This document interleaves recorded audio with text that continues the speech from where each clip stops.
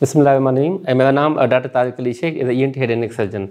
अक्सर पेशेंट का सवाल होता है कि सर नाक की हड्डी का जो ऑपरेशन होता है बड़ा पेनफुल होता है, बड़ा उसमें शदीद किस्म का दर्द रहता है। अच्छा, तो ऑपरेशन में सुना हुआ है कि वो दोबारा हो जाता है, नाक में से पट्टी पड़ी रहती है, कई दिनों तक पट्टी पड़ी रहती है और नाक से खून आता रहता है। सर वो ये सर्जरी काफ़ी ड्रास्टिकली होती है।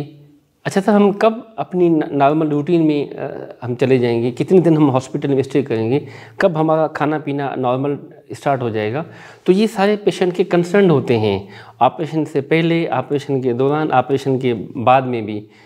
तो आज हमने सोचा कि इस चीज़ के बारे में फॉर अवेयरनेस, जो पेशेंट जिनकी नाक की हड्डी का प्रॉब्लम रहता है, हम ऑपरेशन के लिए स्पेशली वो पेशेंट जिनकी नाक की बंद रहती है, चाहे एक साइड हो या दूसरी साइड रहे, मुसलसल नाक बंद रहती है, जिस वजह से पेशेंट को अक्सर सर में दर्द रहता है, पेशेंट को अक्सर हेडेक सा रहता है, पेशेंट को रात को मुंह खोल के सोते हैं, खराटे वगैरह लेते रहते हैं।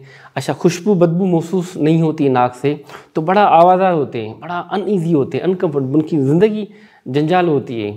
तो पेशेंट को 6 घंटे के लिए हम NPO कर लेते हैं और नाक की सर्जरी की जाती है। बच्चे जो हैं उनको हम सेप्टोप्लास्टी सर्जरी करते हैं, जिससे कंजर्वेटिव प्रोसीजर होता है, जो भी डेविएटेड पार्ट है उसकी हम सर्जरी कर लेते हैं। और जो बड़े होते हैं हम उसके SMR करते हैं। मकसद होता है कि उसकी जितना भी डेविएटेड पार्ट है, एक्स्ट्रा पार्ट है, उसको निकाल दिया जाए। अगर बिलफर्ज वहाँ पे गुदूद हैं, वो भी यानी कि प्रॉब्लम करते हैं, तो उसको भी साथ में लेज़र किया जाता है, जिससे वो भी सेट हो जाए और नाक बिल्कुल मोटरवे की तरह खुल जाए। तो पेशेंट को 6 घंटे के लिए हमने NPO किया।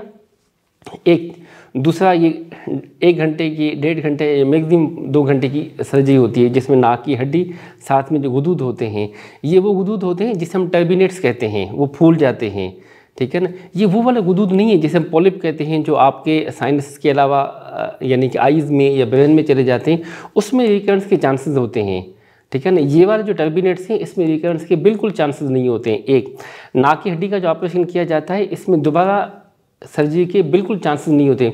मोस्टली प्रेफरेंस किया जाता है कि 17 ईयर एज के बाद सर्जरी की जाए, ठीक है। That's the excellent good time, क्योंकि नाक की हड्डी, चेहरे की हड्डियाँ बढ़ती रहती हैं और 17 ईयर के बाद जब बंदा बिल्कुल मैच्योर हो जाता है, तो ये बोन मुकम्मल ऑसिफाई हो जाते हैं। That's the best time.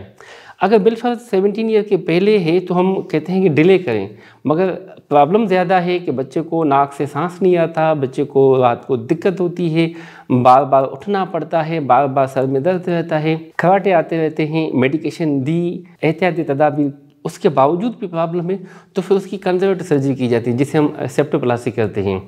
तो एक दफ़ा वो उनकी सर्जरी हो जाती है। दूसरा, पेशेंट को 6 घंटे के बाद उसको हम कहते हैं खिलाना पिलाना स्टार्ट कर लें।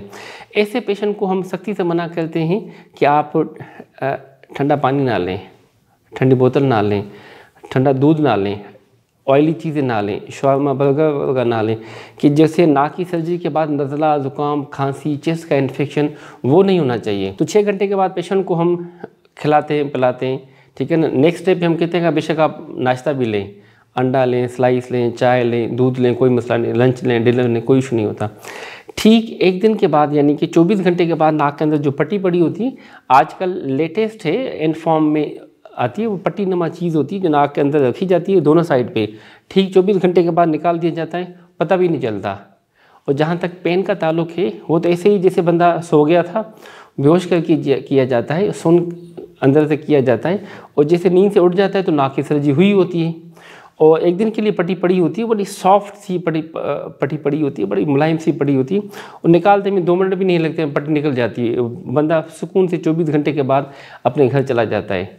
अच्छा, पेशेंट को फिर हम हफ्ते के बाद बुलाते हैं। नाक के अंदर प्लेटें पड़ी होती हैं, प्लेटें बहुत बड़ी मेटल की नहीं होती, ना आयरन की होती है, कोई लोहे की है, कोई मेटल की है, ये सॉफ्ट सी होती है, सिलिकॉन की होती है, बिल्कुल सॉफ्ट रबर टाइप चीज़ होती है, नाक के अंदर पड़ी होती है। फील भी नहीं होता कि नाक के अंदर कोई यानी कि प्लेटें पड़ी हुई। वो हम 1 हफ्ते के बाद निकाल के अंदर जो टांका लगा होता है प्लेटें को साथ, जिसे हम सिलिकॉन कहते हैं, वो हम स्प्रिंट निकाल देते हैं 1 हफ्ते के बाद, ठीक है। उससे नाक मज़ीद खुल जाता है। पेशेंट को हम कहते हैं कि 2 से 3 दफ़ा आप हमें फॉलोअप करते रहें, क्योंकि नाक 2-3 हफ्ते थोड़ी थोड़ी बंद रहती है, 2-3 हफ्ते के बाद बिल्कुल नाक खुल जाती है जैसे मोटरवे की तरह, सांस बिल्कुल सेटल हो जाता है, हेडेक वगैरह ख़त्म हो जाता है, रेशा आना ख़त्म हो जाता है, खराटे वगैरह चीज़ें सेटल हो जाती हैं, बिल्कुल बंदा नॉर्मल लाइफ में आ जाता है।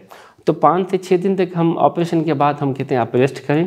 5 से 7 दिन के बाद एक दफ़ा प्लेटें निकाल के सफाई करवा के बेशक आप अपने बच्चे स्कूल जा सकते हैं, जो बड़े हैं अपने काम पे काज पे चले जा सकते हैं। 2 से 3 दफ़ा हम कहते हैं फॉलोअप कराएं कि जिससे नाक के अंदर जो प्लेटें वगैरह प्लेटें निकलने के बाद जो ब्लड क्लॉट्स आती हैं, जो रेशा वगैरह आता रहता है, जो सिक्रेशंस होती हैं, उसको हम लिक्विड पैराफिन के पे करके उसकी सक्शन करते हैं। तो 2 से 3 दफ़ा उसको फॉलोअप किया जाता है और उसके बाद बेशक ना आए। तो इट्स ऑल अबाउट सेप्टोप्लास्टी, उसकी ऑपरेशन से पहले, ऑपरेशन के दौरान, ऑपरेशन के बाद में तमाम क्यूरीज जो मोस्टली पेशेंट से पूछी जाती है और हम उसके detail I inform in this video. Thank you so much.